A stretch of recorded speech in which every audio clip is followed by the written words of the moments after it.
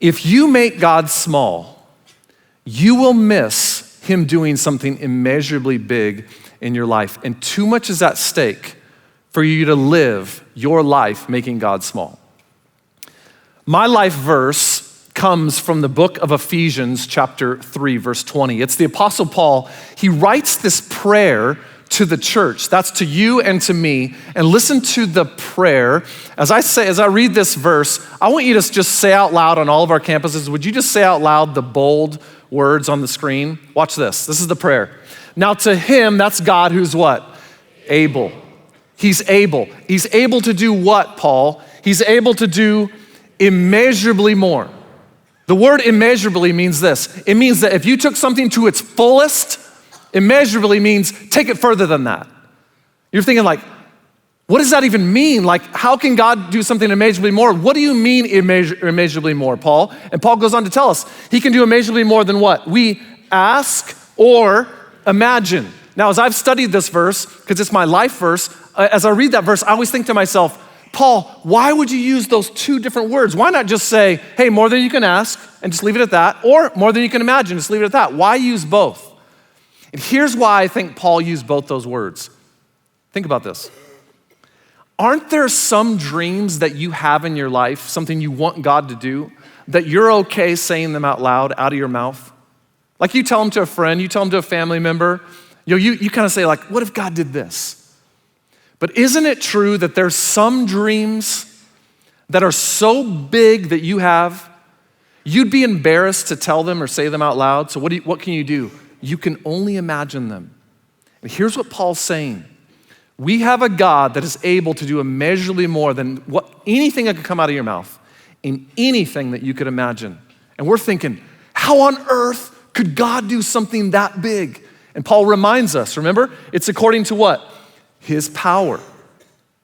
That's right. That's what we've been talking about in this last series, Wind and Fire, that it's God's power that has to work where? This is like the big part of the verse for me. It's his power that has to work where? Within us. Which means for God to do something immeasurably more, you have a part to play. It's God's power that has to work through us. That's what has to happen. So here's the question I just want to start with today. Do you believe God can do more through you than you could ever ask or imagine?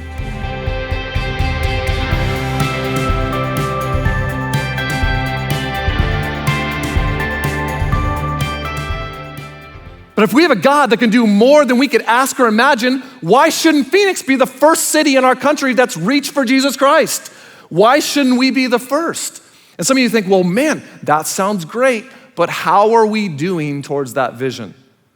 Well, let me just share with you, I think, how we're doing towards that vision, okay? We currently have 9 campuses across the valley. And later this month, on Christmas Eve, we'll launch our 10th campus, kind of this momentous, really exciting thing in the city of where? All the way out in the city of Verrado. Here's what it's gonna look like. If you live in the Verrado area, we cannot wait to come and launch this campus. And I just want to thank all of you that financially give to CCV. You made this a reality, okay? Us launching our 10th campus, and we're so excited about that. Now, across all of our campuses today, we're reaching on average on the weekend, we're reaching about 34,226 people. That's what we're averaging so far. And we're really thankful for that reach and what God's doing in our church. But the most important number to me that I think we have to look at and celebrate is that, let me put it this way, last year as a church, for the very first time in our history, we baptized over 3,000 people at CCV. 3,000 people found Jesus. It was a miracle, okay, last year, all right? This year, again, we just want to dream big. We don't want to insult God with small thinking. So we were dreaming, and we were just, as a team, we were like, what would be like the biggest dream we could dream of what we could see God do this year? And we put this number down. What if we saw 4,000 people come to Christ and get baptized across our campuses? And when we wrote that down, can I be honest with you? When we wrote that down, here's what I thought. How on earth is that going to happen? And I think we have a God that just laughs at our big goals. Because can I tell you right now, and we still have a little bit more time left in the year, right now, as we stand right now, the beginning of December, this is how many people have found Jesus and gotten baptized at our church. This is the number, 4,255 people. That's a move of God. And we give God all the credit for that because listen, that's not because of me. It's not because of our staff. It's not even because of our awesome volunteers. That is simply the Holy Spirit prompting people. And what I don't want you to get wrapped up on is the number. Please hear me. Every number has a name. And every name has a story.